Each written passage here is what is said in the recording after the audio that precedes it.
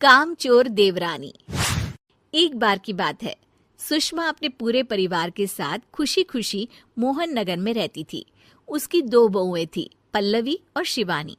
एक दिन दोनों बहुएं रसोई में काम कर रही होती है कि तभी उनकी सास सुषमा उन्हें बुलाती है। अरे बहू, जरा इधर तो आना। शिवानी, जरा जाकर देखना सासू माँ क्या कह रही हैं। दीदी आप ही देख लो ना जाकर, आपको भी तो सुनाई दे रहा है। अरे मैं आटा गूंद रही हूँ ना, तुम चली जाओ। हाँ तो मैं भी तो सब्जी काट रही हूँ ना दीदी। अरे बहू जल्दी आओ।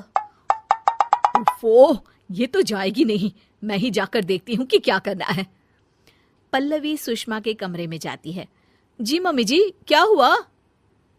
शाम को घर पर कुछ मेहमान आने वाले हैं, तो तुम अच्छा सा खाना बना लेना बहू। ठीक है मम्मी जी, आप बता दीजिए क्या क्या बनाना है और कितने लोग आ रहे हैं। सुनील की मौसी जी और उनका पूरा परिवार आ रहा है। कुल मिलाकर 3 लोग और हमें मिलाकर हुए 9 लोग। तो अभी से ही तैयारी करना शुरू कर दो। और हाँ, घर की सफाई भी कर देना, हाँ अच्छे से। जी मम्मी जी, सब काम हो जाएगा, आप चिंता मत कीजिए। पल्लवी शिवानी को घर में मेहमान आने वाले हैं इसके बारे में बताती है। क्या 9 लोगों का खाना बनाना होगा, घर की सफाई करनी है? बाप रे, सासू माँ ने तो हमें घर की नौकरानी ही समझ कर रखा है। ऐसा नहीं बोलते शिवानी, हम इस घर की बहू हैं और घर के काम करना हमारा फर्ज है। दीदी तो है ही सासू माँ की चमची, जब देखो सासू माँ सासू माँ। मैं तो इतना सारा काम नहीं करने वाली। शिवानी कपड़े लेकर गमला साफ कर रही होती है और चक्कर आने का नाटक करने लगती है। मेरा सिर चकरा रहा है। तभी वहां पल्लवी और सासू माँ जाते हैं। अरे बहू, क्या हो गया तुम्हें? मम्मी जी, बहुत तेज सर में दर्द हो रहा है। तुम एक काम करो शिवानी, आराम कर लो। नहीं नहीं दीदी, घर में मेहमान आने वाले हैं, मुझे आपकी मदद करनी चाहिए। अरे कोई बात नहीं शिवानी, तुम आराम कर लो, मैं सब काम कर लूंगी। ठीक है दीदी, अगर आप इतना कह रही हैं तो आराम कर लेती हूँ। शिवानी आराम से अपने कमरे में मैगजीन पढ़ रही होती है। इसे कहते हैं आराम की जिंदगी। इतना सारा काम। चलो सारा काम खत्म हो गया, शिवानी को देख आती हूँ। शिवानी अपने कमरे में ईयरफोन में गाने सुनते सुनते सो जाती है और उसके साइड में मैगजीन भी रखी होती है। पल्लवी वहां आ जाती है और वो सब देखती है। ओहो, तो मतलब सब काम चोरी का बहाना था। अभी बताती हूँ इसको। घर का सारा काम मुझे करना पड़ा और ये महारानी यहाँ मैगजीन पढ़ रही है, गाने सुन रही है। पल्लवी रसोई से एक प्लेट और चम्मच लेकर आती है और शिवानी को थाली बजाकर उठाने लगती है। शिवानी अचानक से उठती है। उठ गई महारानी, गाने भी सुन लिए, मैगजीन भी पढ़ ली। तुम तो बहुत बड़ी झूठी निकली शिवानी। तुमने सर दर्द का बहाना बनाया ताकि काम करने से बच सको।